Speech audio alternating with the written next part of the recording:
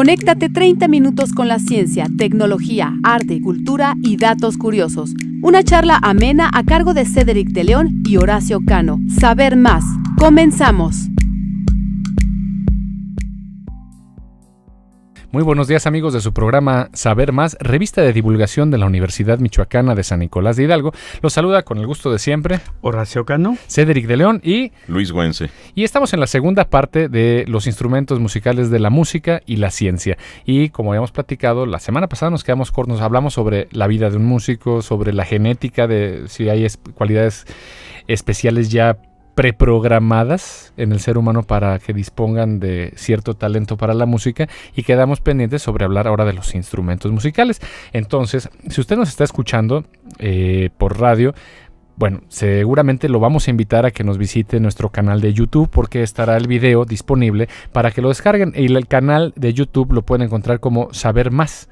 Busquen ahí Saber Más en YouTube y encontrarán que sea la revista Saber Más, evidentemente. Revista Saber Más. En la página de Facebook, pónganle así, Saber Más. Y también van a tener acceso a este programa y a otros contenidos. Perfectísimo. Pero bueno, vamos a empezar con Luis. Luis trae una cantidad de instrumentos ahorita de los que se encontró en el camino, que tiene en su colección. Sí. Su casa, yo la conozco, tengo el favor de que me ha invitado un par de veces, está llena de instrumentos musicales. O sea, qué raro en un músico profesional, ¿verdad? Pero es curioso, platicábamos otra vez de que, bueno, es pianista, tiene su piano, es violinista, tiene su violín, pero en un músico al estilo formado con la verdadera escuela ya, es un músico que es un músico en completo. Podemos ver que tiene instrumentos de cuerda frotada, tañida, instrumentos de aliento. Pero bueno, cuéntanos, Luis, ¿qué nos vas a presentar el día de hoy en lo que traes ahí? Que parece como una guitarrita eléctrica. ¿Es una guitarrita eléctrica? Sí, que era la del hijo de del bebé Hendrix, de Jimi Hendrix. Sí, que tiene una forma que después adoptaron las guitarras eléctricas, pero esta es una mandolina, y es una mandolina acústica que se desarrolló mucho en el norte de América, principalmente, ¿no? Este tipo de mandolina se le conoce como mandolina tipo F. Quiero pensar que es por las Fs que tiene por bocas. Y pues existen 4 tipos de mandolina. La más conocida para nosotros es la tipo napolitana, que es la que tiene su pancita aquí, la que tocan en las estudiantinas. Exactamente, que fue la que más como de gajitos. Sí, la que se trajeron españoles e italianos aquí a nuestro país, y que fue la que enseñaron a construir de una manera más tradicional, ¿no? Y se adoptó aquí en México, es la más visualmente conocida. Pero también hay otro tipo de mandolina, que es la mandolina lombarda, que está hecha de, más bien en su construcción, consta de 6 cuerdas dobles, es decir, 12 en total, y estas son 4 cuerdas dobles, ¿no?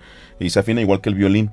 Y después tenemos esta mandolina, que es la tipo F, y después viene otra derivada de esta que digamos, carece de voluta, este adornito, que se llama tipo A. Y en esta ocasión, pues, nuestra mandolina tipo F. Ok, y vemos, a ver, una de las cuestiones que parece que vamos a hablar sobre instrumentos de cuerda. Estas mandolinas les ponían cuerda de tripa en su construcción original. ¿De qué época data este instrumento en especial que traes? Ese instrumento pertenece a la familia de laúd. Entre el siglo XV y XVI comenzaron a construirse, pues, digamos, la versión tiple o la versión más aguda de la familia de laúd, que fue el instrumento que estamos hablando, de la mandolina napolitana, y sus cuerdas eran de tripa. Sí, eran de tripa. Eran de tripa, y las más agudas también se empezaron a construir ya posteriormente de metal. Cabe mencionar antes de que sigamos adelante, que la cuerda de tripa se sigue vendiendo. Se sigue utilizando y lo ocupan principalmente los músicos que hacen música antigua, muy, muy puristas. Y cuesta un conjunto de cuerdas, un set de cuerdas bastante caro, y depende, te la venden por metro, no por rollito. Por rollito. Y ahí lo que asunto es que te dura nada más un par de performance o presentaciones y ya. Claro. Entonces, bueno, el asunto de también porque la sonoridad es diferente, sí, habrá que checar, busquen diferencias entre cuerdas de tripa y cuerda de metal. Pero decías algo. Sí, a ver, tú hablabas de familias de instrumentos. Estas familias de instrumentos, yo asumo, por mi formación de biólogo, que tienen un origen común y luego se fueron diversificando. Claro. En el corte hablábamos de que la balalaica que es una especie de mandolina triangular, pues es parte, decías tú, de la misma familia. ¿Significa que tuvieron el mismo origen y luego ese proceso de cambio? Claro, tuvieron un origen común. En este caso, todos los instrumentos que llegaron a Occidente de cuerda punteada, que como es el caso de las guitarras, los laúdes, la balalaika, etcétera, tienen un origen común que es el ud árabe. El ud árabe. Este instrumento, ya después por los distintos viajes, conquistas invasiones, etcétera, pues también la música va con ellos, ¿no? Va con ellos, no se puede conquistar a un pueblo y devastar absolutamente su cultura, ¿no? Siempre prevalece en este caso algo muy fuerte que es la música. Entonces su instrumento pues no tardaron en difundirse, y sobre todo en varias regiones de Italia y de España. Este instrumento pues pronto fue adoptado y modificándolo para después adaptarlo a sus escalas, porque obviamente cada traste hoy lo tenemos definido como medio tono de nuestra escala. Anteriormente en Arabia y en parte de Medio Oriente las escalas eran un poquito diferentes, entonces también se fue adaptando este instrumento. Y las tesituras de los instrumentos, es decir, su capacidad de rango, es de acuerdo a su tamaño. Mientras más pequeño un instrumento es más agudo. Entonces, si usted quería un instrumento que hiciera las partes de bajo, hay que construir otro de la misma familia, igual, con la misma capacidad tímbrica, pero con capacidades, con un rango más amplio, en este caso grave, ¿no? Y los que hacen las melodías, que es, digamos, el armónico que más capta el oído humano, los sonidos agudos, pues hay que hacerlos más pequeños para que su rango sea precisamente más con mayor altura. De hecho, la proporción en este sentido de la construcción de familias es básicamente por la escala pitagórica, donde si quieres que suene más grave, del mismo instrumento, pero más grave, lo haces del doble del tamaño. Sección áurea. La sección áurea, entonces empieza a hacerlo por la fracción de las cuerdas. Pero, ¿por qué, por ejemplo, no nos muestras cómo suena esta mandolina que parece la guitarra de Jimi Hendrix bebé? Claro que oye, guitarrita, dile a tu papá que... Sí, es precioso este instrumento. Es un instrumento con un timbre muy, muy característico.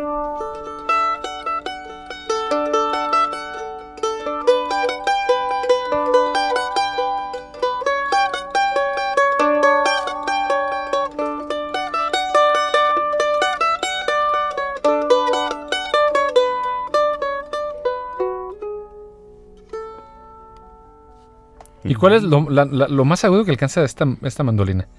O sea, pues, que digamos, en términos técnicos nada más. Usuales.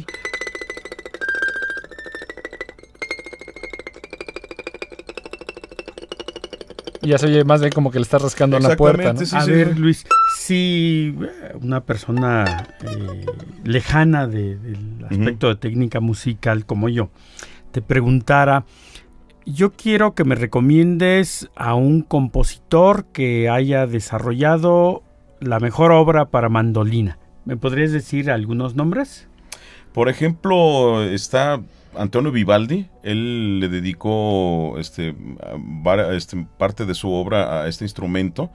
Weber, es que la mandolina no fue un instrumento que llamó mucho la atención de los compositores, como el laúd, por ejemplo. El laúd era el instrumento de la corte, ¿no? La mandolina, en su época, en la época barroca, que fue donde, digamos, tuvo un poquito más de presencia y posteriormente volvió a aparecer. Bueno, en el periodo clásico tuvo también cierta presencia y volvió a reaparecer en el siglo XIX. Pero era un instrumento para señoritas, era un instrumento que, pues, el portátil, pequeño, agudo y de alguna manera no tan complicado como un laúd, en donde había que tañir varias cuerdas, hacer armonía, melodía, etcétera. Entonces yo considero que hasta el siglo XX es cuando comienza un poquito a tener presencia ya en la música popular y clásica. Tenemos un mandolinista muy, muy bueno, muy virtuoso, que hace poquito precisamente acaban de grabar con Yo-Yo Ma, Chris Steele, mandolinista estadounidense. toca su música popular, country, que se le llama, música clásica. El volumen que acaban de grabar es precisamente de tríos de Juan Sebastián Bach. Entonces ya es un instrumento que poco a poco comienza a tener un renacimiento, la mandolina. No, y además, bueno, para ir al corte y seguir con los demás instrumentos, porque estos programas en esta serie especial de la ciencia, la música en la ciencia, dan todavía para muchos programas, estén pendientes. Hablando precisamente de esto, de un instrumento para señoritas, bueno, hacía la acotación con Luis precisamente de que su complexión hace que se vea el instrumento pequeñito, se vea hasta frágil, ¿no? Entonces, de alguna manera también regresamos a la parte del programa anterior donde decíamos que tiene que ver también hasta la misma constitución física para ser apto. Sin embargo, no es una imposibilidad, no te imposibilita para ser un virtuoso o un músico especialista en el ave, porque se ve en la mandolina, por ejemplo. Se Luis, o sea que es una persona de complexión robusta y la mandolinita se ve así como no la pachurres porque la vas a tronar. Sin embargo, ustedes acaban de escuchar o ver si están en YouTube. Oye, una pregunta. Los instrumentos andinos, muchos de ellos recuerdan una mandolina. Hay uno que tiene incluso un caparazón el charango. Sí, el charango. Ajá, sí. ¿Derivan de estos? ¿Fueron adaptaciones, digamos, latinoamericanas de estos otros instrumentos? ¿O son familias totalmente diferentes? Pues, si vamos a su origen, pues tienen siempre el mismo común, como cualquier raza al lobo, ¿no?